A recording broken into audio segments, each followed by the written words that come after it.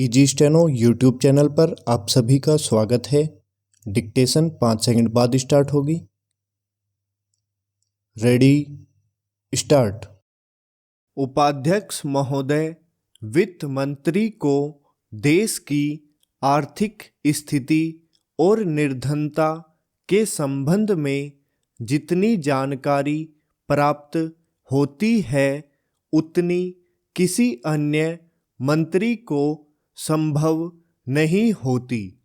Budget बनाते समय वैसे तो बजट में आय व्यय का ब्यौरा होता ही है, लेकिन मूल रूप में देश की आर्थिक नीतियों में किस प्रकार का परिवर्तन हो तथा किस मार्ग पर वह देश को चलाना चाहते हैं, सरकार का लक्ष्य क्या है, इन सब नीतियों का बजट में विवरण होता है।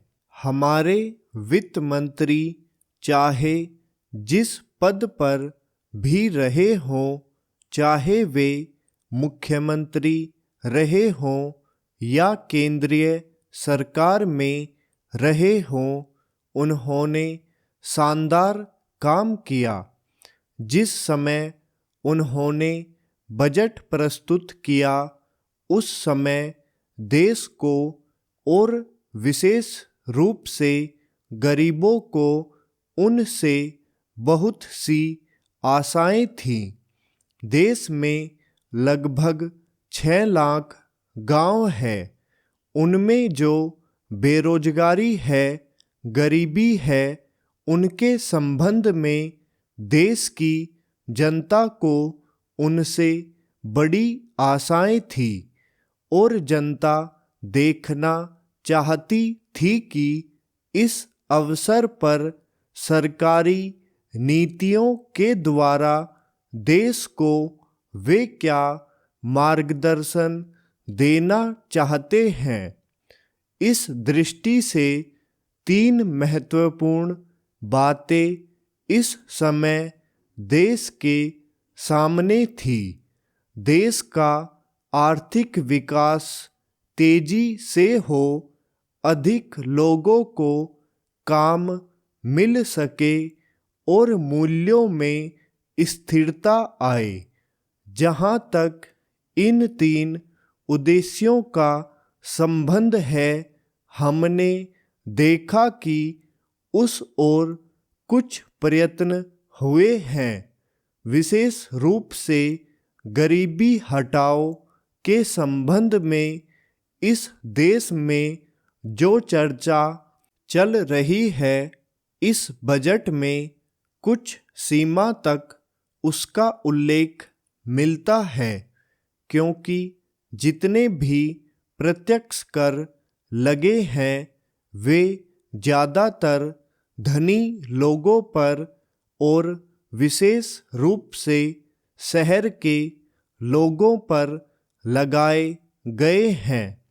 इस तरह से जो एक प्रकार की आर्थिक असमानता हमारे देश में चल रही है, उसको दूर करने का प्रयत्न अवश्य किया गया है। लगभग 5 दशक पूर्व जब हमारा देश स्वतंत्र हुआ था, उस समय देश में जितने सरकारी कर्मचारी थे वे ऐसा समझ बैठे थे कि अब तक देश में जिस तरह से अंग्रेजों का प्रशासन चल रहा था उस तरह से काम नहीं चलेगा, क्योंकि कांग्रेस के जो नए लोग आए थे, जो मंत्री बने थे, वे लोग धन के मामले में त्यागी आदमी हैं। धन से उनको मोह नहीं है। लेकिन बाद में उन्होंने देखा कि हमारे मंत्री लोग भी उसी तरह से शानदार जीवन पसंद करने लग गए जिस तरह से अंग्रेज करते थे। उपाध्यक्ष महोदय, तब उन लोगों को कुछ आशा हुई कि हम लोग भी उसी तरह चल सकते हैं जिस तरह से पहले चल रहे थे। लेकिन अभी हाल में जो चुनाव हुआ उससे देश के धनिकों के मन में बड़ा संदेह पैदा हुआ कि इस चुनाव के बाद उनकी स्थिति वैसी नहीं रहेगी जो अब तक चली आती रही है। गरीबों और अमीरों के बीच में अब तक जो बहुत बड़ा अंतर चला आ रहा था उसको अब तेजी से दूर करने का प्रयत्न किया जाएगा। श्रीमान, मैं आपका बहुत ही आभारी हूँ जो आपने सदन में चालू वर्ष के बजट पर अपने विचार प्रकट करने का अवसर दिया है। मैं इस बजट का समर्थन करना चाहता हूँ। श्रीमान, मैं सबसे पहले अपने दल के नेता प्रधानमंत्री को इस बात के लिए बधाई देना चाहता हूँ कि उनके नेतृत्व में देश में कांग्रेस दल को स्पष्ट बहुमत मिला और इसके फलस्वरूप यहाँ पर केंद्र में एक ऐसी सरकार का गठन हुआ जो कि देश में वास्तव में समाजवाद लाना चाहती है। मैं वित्त मंत्री जी को इस बात के लिए बधाई देना चाहता हूँ कि लोकसभा के मध्यावधि चुनाव में जनता द्वारा कांग्रेस दल को जो आदेश दिया गया था उन्हें स्मरण है और वह तन मन धन से उसका पालन करना चाहते हैं।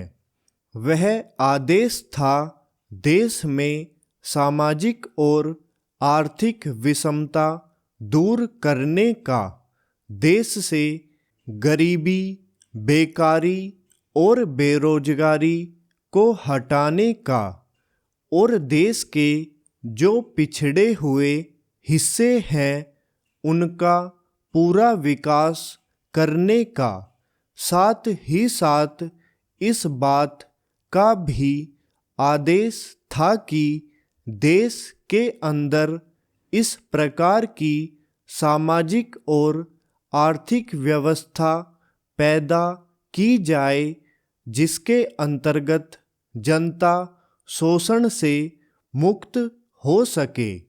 श्रीमान, यह ठीक है कि देश में कृषि के क्षेत्र में उत्पादन में वृद्धि हुई है, परंतु इसके साथ ही साथ यह भी दृष्टि में रखना चाहिए कि लागत में भी पूरी वृद्धि हुई है।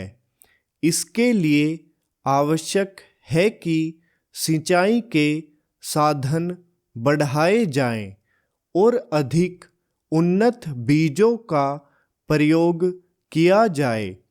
आज कृषकों को कृषि के यंत्र मिलने में बहुत कठिनाई हो रही है।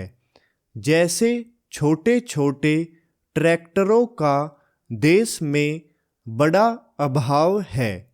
उनके बनाने के लिए शीघ्र नए कारखाने खोले जाएं, जिससे कृषकों को जल्द से जल्द ट्रैक्टर मिल सके। देश तभी प्रगति करेगा, हमारा ऐसा विश्वास है। स्टॉप।